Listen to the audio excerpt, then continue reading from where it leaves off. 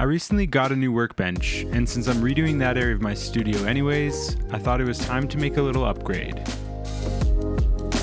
You see, I really struggled to film the projects that I was working on due to that workbench design. It stopped me from getting in a flow state and hindered me from recording the things I'm already working on. So today, I'm building a solution to this problem. I don't even know what to call it, like a top-down rig, but it's really going to be so much more than just an overhead camera rig, eventually. The first thing it needs to be is sturdy.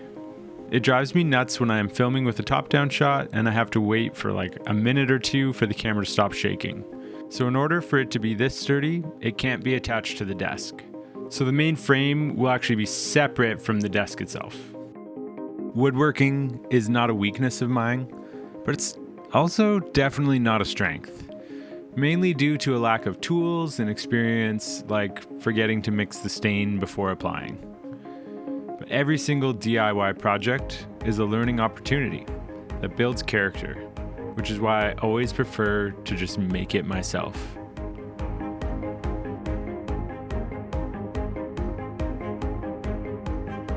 Alright, so after trying to figure out the best way to build this thing, there's just not enough space to lay it this way or this way. There's too many things in a row, so we're gonna have to pull an IKEA and build it standing up.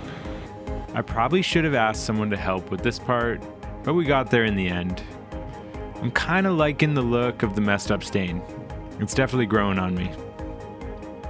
There's something so satisfying about making and building something that didn't exist before, that you just came up with out of a necessity.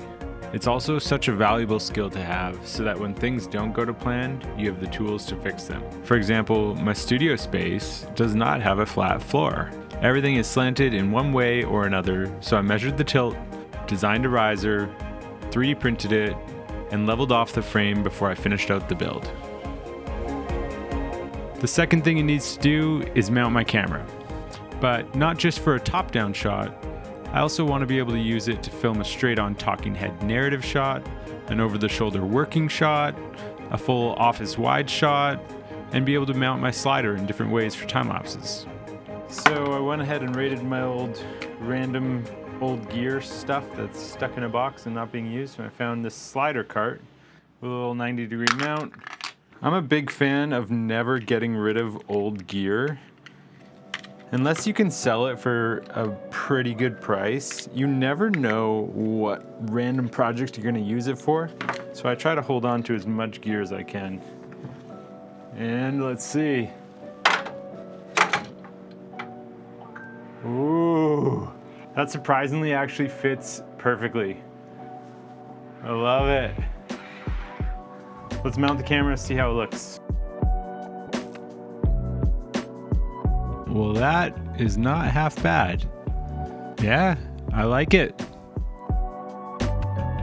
Next up, I want to be able to mount the cameras on a shoulder mount using this old pole that I have from a slider. It's a pretty simple 3D print, but that combined with some clamps and magic arms is going to create a very versatile system.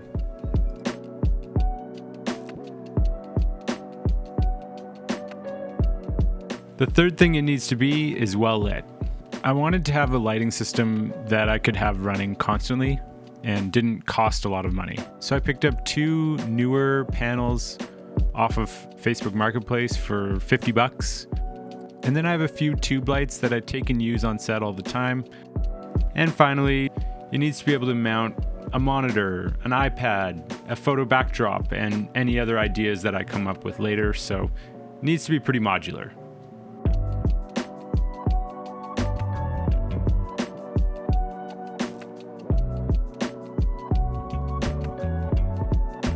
So this whole setup is definitely going to be a work in progress.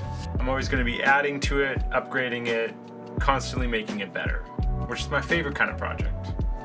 The next step, which is going to be the next video, is tool storage, but you'll have to wait to see that. Obviously, I'm going to keep adjusting these camera angles, which is why they're not very permanently set up yet.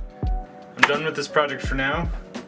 We're going to do a little test to see how everything looks. So we're going to process one of these quick release plates that I sell on Etsy, and we'll film it from all the angles and see how everything looks and then make adjustments from there. But this will be it for today.